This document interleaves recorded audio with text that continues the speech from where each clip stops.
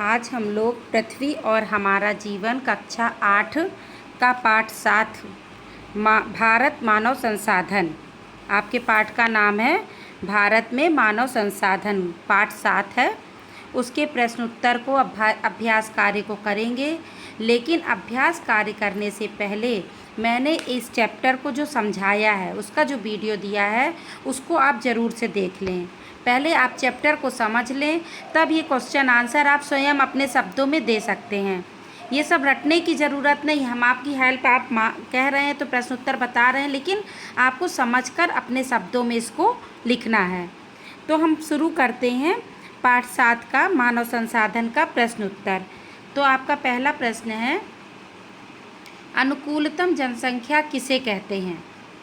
आपको प्रश्न पहले समझने की ज़रूरत है। अनुकूलतम जनसंख्या किसे कहते हैं? अनुकूल मतलब जो हमारे लिए सही हो, सुविधाजनक हो। कहते हैं जैसे कि आज मान लीजिए खूब तेज़ गर्मी होगी, हम नहीं बर्दाश्त कर पा रहे तो हम कहेंगे मौसम प्रतिकूल है। और अच्छा मौसम होता है जब हमारे न ज़्यादा ठंडी न गर्मी, तो हम कहते हैं हमारा मौसम आज का हमारे लिए कैसा है? अनुकूल है। तो अनुकूल जनसंख्या भी होनी चाहिए, मतलब जितना साधन हो हमारे पास, जितनी ज़मीन हो, जितना पानी हो, जितने वो मतलब संसाधन हो हर चीज़ के उपयोग के लिए, उतनी ही जनसंख्या हो। मान लीजिए कम साधन कम है और मेंबर ज़्यादा है, जनसंख्या ज़्यादा है, तो वो हमारे लिए अनुकूल जनसंख्या नहीं होगी।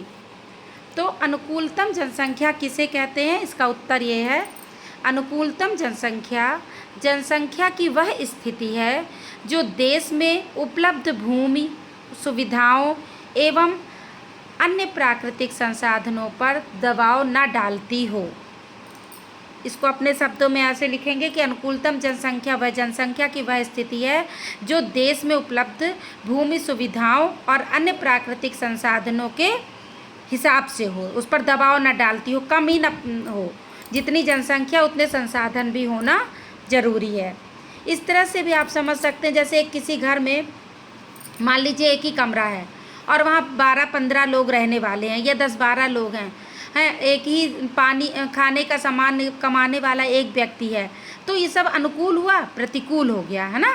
तो इसी तरह देश तो हमारा जितना उसमें जनसंख्या का लोड ज़्यादा हो जाएगा तो हम विकास नहीं कर पाएंगे अपना।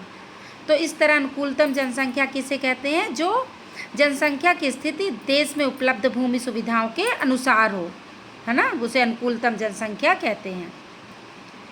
दूसरा है आपका, मानव संसाधन के कौन से मुख्य घटक हैं? उत्तर है, मानव संसाधन के मुख्य घटक हैं आयु, लिंग, साक्षरता, जीवन स्तर इत्यादि। मतलब हमारा मानव संसाधन, जो हमारी मानव भी एक क्या है? संसाधन है, एक उपयोगी संपत्ति है मतलब समाज की। तो उसमें आयु, लिंग, साक्षरता, वो कितनी पढ़ी लिखी है, उसका जीवन स्तर कैसा है, ये डिपेंड करता है उस संसाधन की विशेष मतलब कितना वो उपयोगी है। तो मानव संसाधन के मुख्य घटक आयु, लिंग, साक्षरता, जीवन स्तर इत्यादि है। तीसरा प्रश्न है आपका, भारत में जनसंख्या वृद्धि के कौन से कारण हैं? किन कारणों से भारत में जनसंख्या वृद्धि होती है?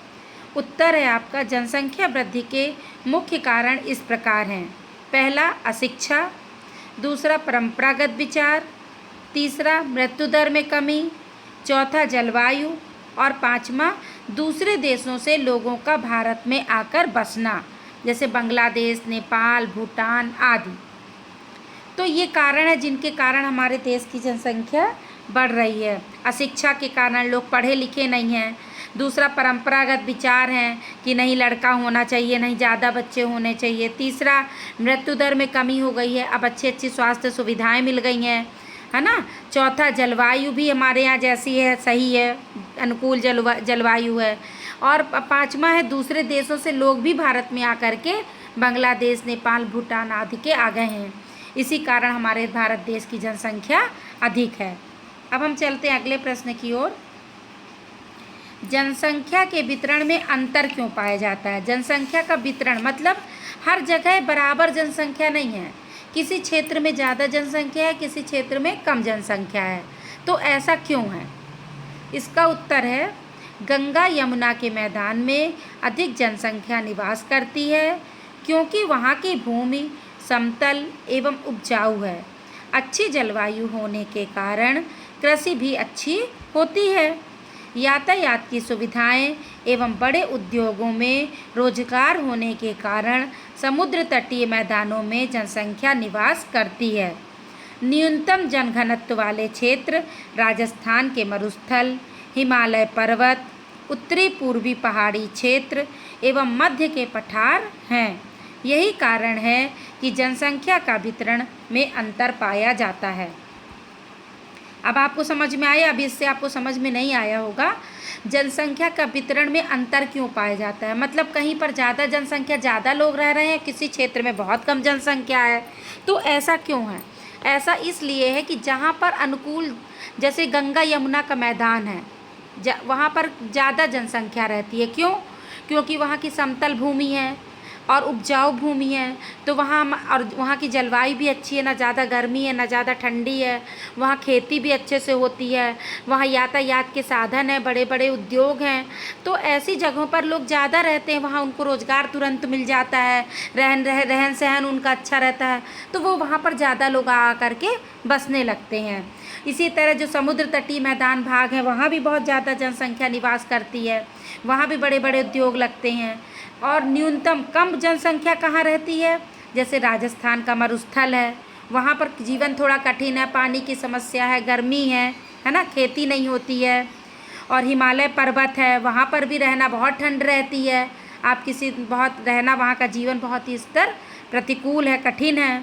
उत्तरी पूर्वी पहाड़ी क्षेत्र, मध्य के पठार, यही कारण है कि जनसंख्या वितरण में अंतर पाया जाता है। अब आपको समझ में आ गया होगा कि कहीं पर ज़्यादा जनसंख्या और कहीं पर कम जनसंख्या क्यों होती है। इसको आप अपने शब्द में लिख सकते हैं कि जहाँ पर ज़्यादा अच्छी समतल भूमि है, अच्छी उपजाऊ भूमि है, जलवायु अच्छी है, खेती अच्छी होती है, यातायात के साधन अधिक हैं, बड़े बड़े उद्योग हैं, वहाँ पर जनसंख्या ज़्यादा है। और जहाँ जीवन थोड़ा कठिन है, जैसे राजस्थान का मरुस्थल, हिमालय पर्वत, यहाँ पर जनसंख्या कम है। अगला प्रश्न है आपका, बढ़ती हुई जनसंख्या से हमें किस तरह प्रभावित होते हैं? अगर जनसंख्या बढ़ जाएगी तो उससे हमारे ऊपर कुछ प्रभाव पड़ेगा कि नहीं, ये प्रश्न पूछ रहा है। तो उत्तर है आपका कि देश की अर्थव्यवस्था और जनसंख्या के आकार में घनिष्ठ संबंध होता है। जब देश में जनसंख्या वृद्धि दर अधिक होती है तब देश आर्थिक दृष्टि से कमज़ोर हो जाता है एवं प्रति व्यक्ति आय में कमी हो जाती है, जिससे रहन सहन का स्तर गिरता है। अधिक जनसंख्या के कारण कुपोषण, बेरोजगारी, अशिक्षा, संसाधनों का अधिक शोषण, पर्यावरण प्रदूषण आदि समस्याएं उत्पन्न हो जाती हैं। तो आपको ये समझा रही हूँ, ऐसे भी आप लिख सकते हैं कि प्रश्न पूछ रहा है कि बढ़ती हुई जनसंख्या से हम प्रभावित होते हैं कि नहीं। तो बहुत फर्क पड़ता है। अगर जनसंख्या ज़्यादा होगी तो हमारे देश का उतना विकास नहीं हो सकता। इस उदाहरण को आप एक घर से समझ सकते हैं, एक परिवार से समझ सकते हैं।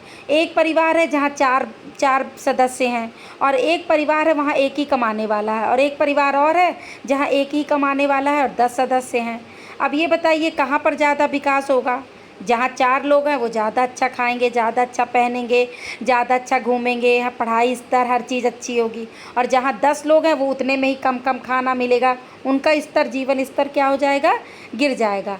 तो इसी तरह हमारे देश में अगर जनसंख्या ज़्यादा है और संसाधन कम है तो हमारी देश की जनता जीवन स्तर ऊँचा नहीं होगा, कठिनाई हो जाएगी, है ना। तो यही उत्तर आपको बताया गया है कि देश की अर्थव्यवस्था, वही देश उतना धनी होगा जिसकी जनसंख्या कम होगी, जिसकी जनसंख्या ज़्यादा होगी उसकी अर्थव्यवस्था भी कमज़ोर होगी। तो देश की अर्थव्यवस्था और जनसंख्या के आकार में घनिष्ठ संबंध होता है। जब देश में जनसंख्या वृद्धि अधिक होती है तो देश आर्थिक दृष्टि से कमज़ोर हो जाता है एवं प्रति व्यक्ति आय में कमी हो जाती है, जिससे रहन सहन का स्तर गिरता है। अधिक जनसंख्या के कारण कुपोषण, बेरोजगारी, अशिक्षा, संसाधनों का अधिक शोषण, प्रदूषण, पर्यावरण प्रदूषण आदि समस्याएं भी उत्पन्न हो जाती हैं। अगला प्रश्न है आपका, सही के सामने सही का, गलत के सामने गलत का निशान लगाइए। उत्तर प्रदेश की जनसंख्या सबसे कम है, ये गलत है ना। उत्तर प्रदेश की जनसंख्या सबसे कम है, ये गलत है आपका, गलत का चिन्ह लगाएंगे। दूसरा है और क्योंकि अधिक है उत्तर प्रदेश की जनसंख्या। दूसरा है आपका औद्योगिक नगरों एवं महानगरों में अधिक जनसंख्या रहती है। सही बात है, जहाँ पर ज़्यादा उद्योग हैं, बड़े बड़े महानगर हैं, वहाँ पर जनसंख्या ज़्यादा है। सही। तीसरा है भारत में जनसंख्या का वितरण समान है। गलत, सब जगह एक सा नहीं है ना वितरण, अभी आपने पढ़ा, कहीं पर ज़्यादा है कहीं पर कम है, तो ये गलत होगा आपका। अधिक जनसंख्या पर्यावरण को प्रभावित करती है। सही बात है, जनसंख्या अधिक होगी तो हमारा पर्यावरण भी प्रदूषित हो जाएगा। अगला प्रश्न चलते हैं, रिक्त स्थानों की पूर्ति कीजिए। भारत में चीन के बाद सबसे अधिक जनसंख्या, विश्व में चीन के बाद सबसे अधिक जनसंख्या भारत की है। क्या लिखेंगे खाली स्थान में आप? भारत। दूसरा है जन्म दर एवं, खाली स्थान में लिखेंगे मृत्यु दर। जन्म दर एवं मृत्यु दर में परिवर्तन होने के कारण जनसंख्या में परिवर्तन होता है। उत्तर में लिखेंगे मृत्यु दर, खाली जगह पर। तीसरा है भारत के नगरों में जनसंख्या तेजी से बढ़ रही है। खाली स्थान पर क्या लिख देंगे? तेजी से। घ नंबर है भारत में स्त्रियों की तुलना में पुरुषों की संख्या अधिक है। अधिक लिख देंगे। ठीक है, इस तरह से ये आपके खाली स्थान हुए। ये चैप्टर आपका समाप्त हुआ।